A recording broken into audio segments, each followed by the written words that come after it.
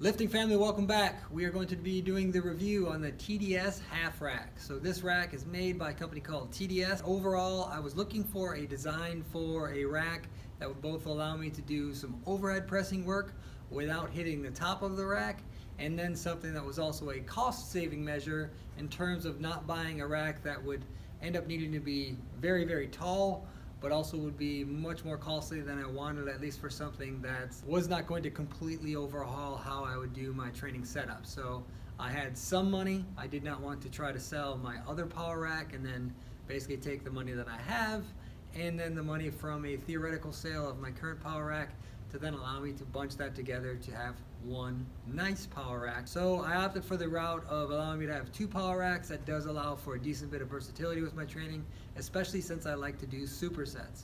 I like to do one exercise right after the other. So if I'm going to do a bench press and then I'm going to follow that up immediately by a pull-up or maybe some type of a row setup, I'm going to have to move the bench out of that power rack and then allow myself to move back in there, adjust a barbell, do a bunch of different things that I don't really want to do. This power rack allowed me to do that in terms of being an addition to my gym, and then having the open space design will also allow me to be able to do overhead pressing work inside that power rack without hitting the top of the power rack. Overall, the features of this, really great. I really enjoyed seeing this in person and being able to get this thing out of the box and get it assembled. I like the look. I like the red and black contrast. Some of the other features that I really like about this are that the J-cups that come with this, they lock into place, so you screw lock them into place. The safety rails that come with that. This is solid tubing. This is not something where it's a thin piece of steel, something like you'd get from a piece of galvanized pipe, or maybe thinner. These are solid steel. They are also intended to be a design that is for left and right sides. However you put them is generally going to be up to you, but the C shapes of them allow you to have one side being cupped in one way and one side being cupped in the other way.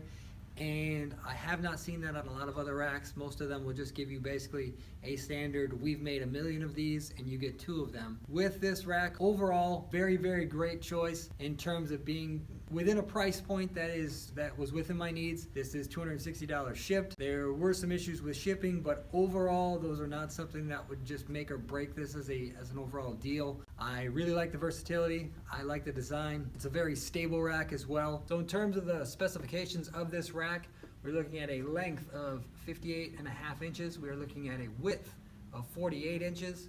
And then we're looking at a rear height of 82.5 inches tall. And then as far as the front posts, the ones without the overhead rack, that would be at 57 inches tall. There is a knurled chin-up bar on the back. Overall, as far as this rack goes, I would give it a 4 out of 5 stars in terms of the price, the design quality, the build quality, and the materials themselves. There are some flaws with this where I don't necessarily have all of the answers as to how to fix that, at least in the current state, but I do have some suggestions in terms of how it's currently laid out.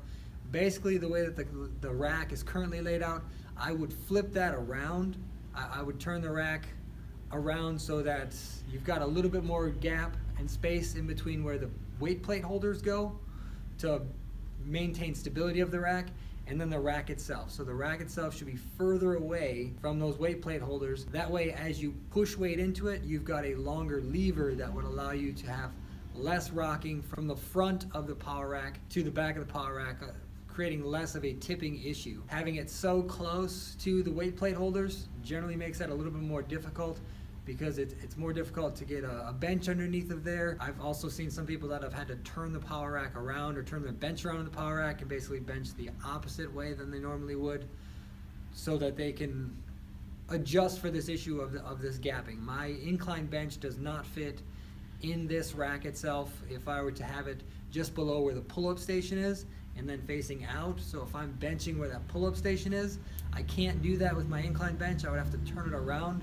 Because of how close that pull-up station is, that back pipe piece is or are to those plate holders. It's just too close.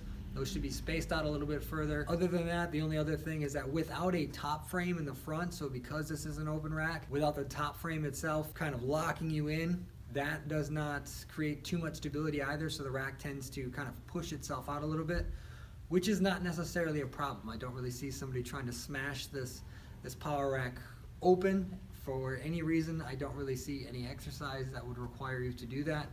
The only issue that you might have in terms of an issue with this would be that if you were to do a cable crossover of some sort, maybe a banded crossover, if you were to be pulling in on those bands on the front posts where there is no overhead support, you would then be creating a little bit of a collapsing issue that might occur with that power rack.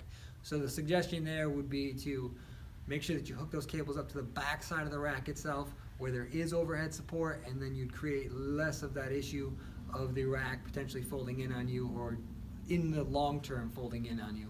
Thanks for watching. Thank you for your support. Remember to click that like button, smash that thumbs up, turn on notifications. Please remember to subscribe to my channel. Thank you for watching, and as always, keep pushing.